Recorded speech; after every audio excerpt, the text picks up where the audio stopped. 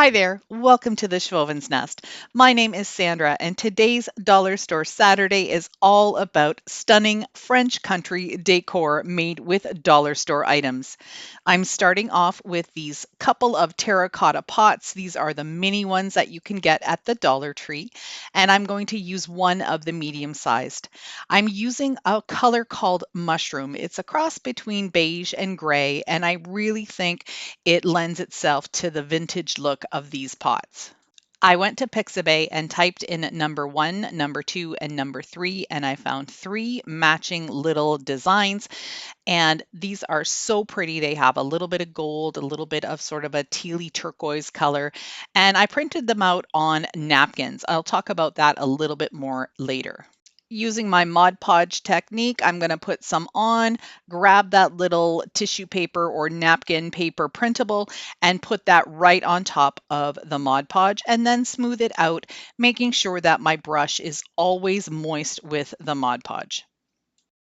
I'm going to repeat these steps for the other two pots.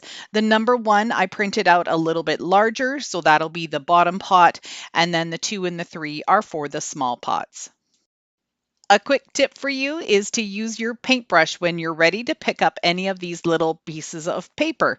It helps you with control because you're doing it one-handed and you don't need both fingers to place it.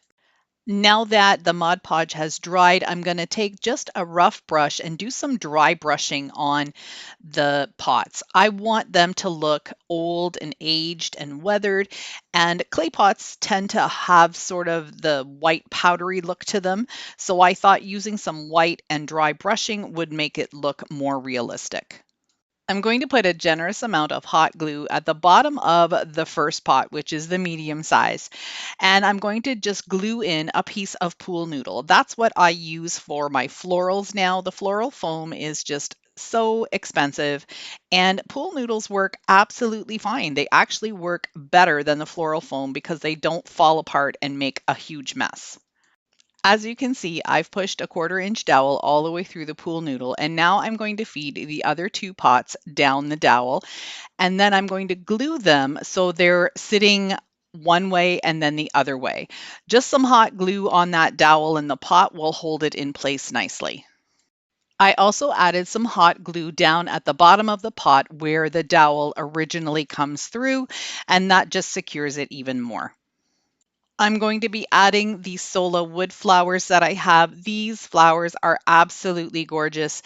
They look so pretty against this vintage pot color. I'm going to just glue some of them around the lip of the pots, but I am going to add little bits of pool noodle into the other ones so I can use some stems and push those in and make sure they're arranged the way I like them to be. When I'm cutting off other florals, I always keep the little bits and pieces of stem, and these are perfect to use for the Sola wood flowers because you can just poke them right through the bottom. As I was working on the flowers, I did notice that the pot arrangement was a little bit tippy. It's not very heavy because all of the florals and everything are very lightweight. So I grabbed this little thrifted saucer that I've had in my stash for a while, and I added some hot glue, and I'm going to glue the pot right on top of it. Makes it so much more sturdy. Then I'm going to use the same mushroom paint and give it a couple of coats to hide the blue. The arrangement is done. I'm good with the flowers, how they are, but there are some little gaps. You can see some of the pool noodle here, and I wanted to just cover that up and add even a little bit more texture. I'm just going to use a little bit of hot glue where I need to, and then I'm going to add some of this Dollar Tree reindeer moss. I am absolutely in love with this arrangement. I think the addition of the saucer on the bottom just added that extra touch and made it look really super vintage and stunning. I hope you like it too.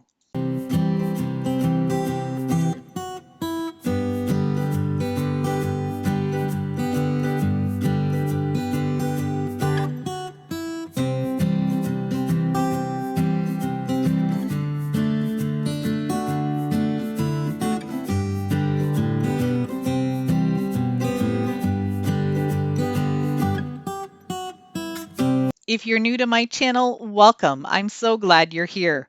I do tons of farmhouse decor. It's my favorite style. I'm starting to incorporate some different styles as well, but I'm always going to be true to my farm girl side. If you like those types of videos, then this is the place for you. I'd love it if you could hit that subscribe button, the like button, and the notification bell so you don't miss out on any of my videos. Project number 2 is using this half wall tin container that I picked up at my Dollarama store. It's cute the way it is, but I want to make it even prettier. I've had some people ask about tissue paper printing and that it doesn't work for them very well. So I wanted to find a different way to do the tissue paper printing. If you peel off the backing of the napkins, you can also use those to go through your printer. You're going to take the napkin and tape it onto a piece of printer paper and then run it through your printer as normal. Now, with napkins, they absorb the ink a little bit more than the tissue paper. So, for those of you who were having problems with it smudging or smearing, this might work for you. I found this beautiful image on Pixabay.com, so I will leave the link down in my description box. I'm going to use Mod Podge to apply the napkin right to my project, and I'm going to have it come in from the sides so there's a white space in the center. If this is your first time seeing me do this decoupage method, I do have a tutorial down in my description box, and I also have one on my TechSpot channel. I decided to just do a little bit of tearing of the tissue paper right on the edge there as well to make it look a little bit more rustic. I added some of the leftovers to the top and the bottom so you can see that I have this white space in the center. And this is where I'm going to put a beautiful French printable that I got from the Graphics Fairy. I will have that also listed down in my description box, and I'm using the same method to apply it. This is a little bit different from what I normally do on my channel, but I really love the blues. And I'm sure there are some people out there that love blue as well. If you're one of them, let me know in the comments below.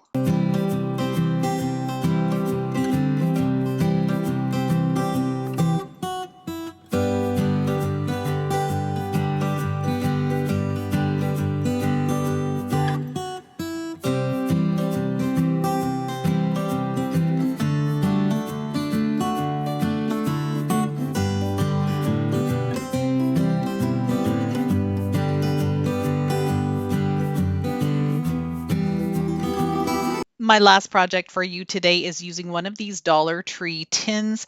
It has the French lettering on it, and I'm giving it one coat of Serenity Blue chalk paint by Rust-Oleum. It's just a really soft turquoisey blue, and I thought it would be really nice to add this in with my blue decor today. Once it was completely dry, I just took a dry brush and some white paint, and I'm going to dry brush all the way around it. I want some of that blue to show through still, but I do want the white to be fairly heavy. Now I'm going to take a little piece of wood. This is a soft piece of wood, and I'm going to scrape off some of the paint on these raised letters. I think it's just going to make it look more worn and weathered and fits perfectly into that French country style. I grabbed 2 mason jars that I have. These are the larger size, and I took the lids outside and sprayed them with some white flat paint and then screwed them on. I'm going to leave them open. And then I found some more really pretty printables on Pixabay.com. I added some lettering to them, so I will have those available on my website. I'm just going to use my glue stick and apply them right to the mason jars. I used a piece of wood to raise them up in the planter and then added a few sprigs of lavender, and I think they turned out really pretty.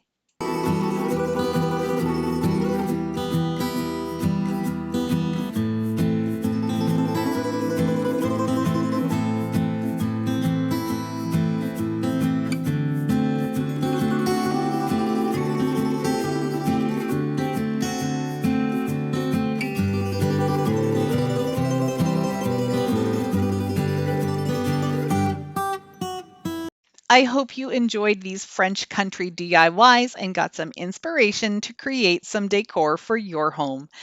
If you like what you saw, hit that subscribe button. It's absolutely free and it really helps my channel grow. Thank you so much for watching. I really appreciate it. See you in the next one.